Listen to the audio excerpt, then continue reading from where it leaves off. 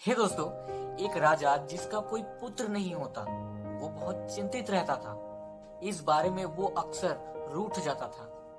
कुछ लोग उस राजा को बोले कि आप तांत्रिक के पास जाओ, उनके आशीर्वाद से शायद तुम्हें एक पुत्र प्राप्ति हो जाए। राजा सुन लेता है क्योंकि बहुत पुरानी कहानी है। वो जैसे सुनता है वैसे ही तांत्रिक लोगों के पास चले जाता है। तांत्रिक बोलते हैं कि तुम्हें पुत्र प्राप्ति करने के लिए एक छोटा सा बच्चा चाहिए जिसकी बलि देनी होगी। राजा चिंतित पड़ जाता है कि अब वो छोटा सा बच्चा कहां से लाए। वो मंत्री को बुलाता है और कहते हैं जो भी एक बच्चा मुझे ला कर देगा उसे मुंह मांगी इनाम दिया जाएगा। मंत्री गांव में जाकर ढिंडोरा पीट देते हैं और कहने लगते हैं जो भी एक बच्चा ला कर देगा उसे ढेर सारा इनाम दिया जाएगा, मुंह मांगी कीमत दी जाएगी। प्रजा में से ही एक परिवार से एक व्यक्ति सोचता है कि मेरे तो कई बच्चे हैं, एक इन्हें दे देता हूँ, ये तो वैसे भी नाकाम है, कुछ काम वाम होता नहीं है। वो व्यक्ति उस बच्चे को लेकर महाराज को दे देते हैं और मुंह मांगी इनाम ले लेते हैं। महाराज उस बच्चे से पूछता है कि तुम्हारा कोई आखिरी ख्वाहिश है, अगर हो तो बता दो। बच्चा बोलता है मुझे थोड़ा सा रेत और मिट्टी चाहिए। उस बच्चे को रेत और मिट्टी लाके देते हैं। बच्चा उस रेत और मिट्टी से 4 महल बनाता है। महल बनाने के बाद लगातार 3 महल को तोड़ देते हैं और चौथे महल के सामने हाथ जोड़कर प्रार्थना करने लगते हैं। और उसके बाद वो बच्चा बोलता है अब बलि चढ़ा दो।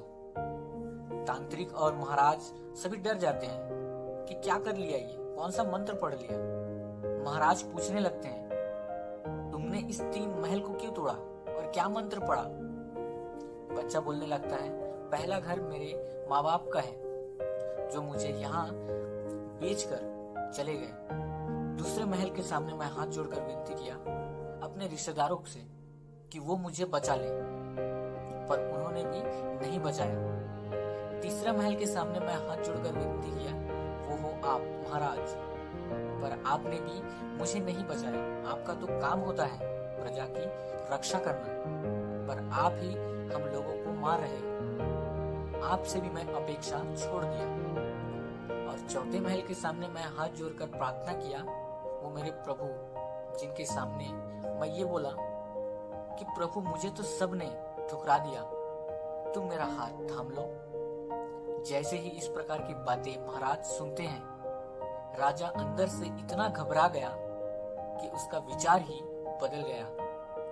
राजा ने सोचा कि पुत्र प्राप्ति होगी कि नहीं होगी ये तो भविष्य की बात है, क्यों ना मैं इस समझदार बच्चे को ही अपना पुत्र बना लूं और राजकुमार घोषित कर दूं। राजा ने बिल्कुल वही किया, उस बच्चे को गोद ले लिया और राजकुमार घोषित कर दिया। छोटी सी कहानी है पर इसका सार बहुत बड़ा है। जिंदगी में जब भी आपके रास्ते बंद हो जाए, हमेशा याद रखना एक रास्ता हमेशा खुला रहता है। बस प्रभु पर विश्वास रखिए, स्नेह रखिए और श्रद्धा से उन पर विश्वास कीजिए। याद रखना हमेशा सभी दरवाजे बंद हो सकते हैं पर उनका दरवाजा हमेशा खुला रहता है।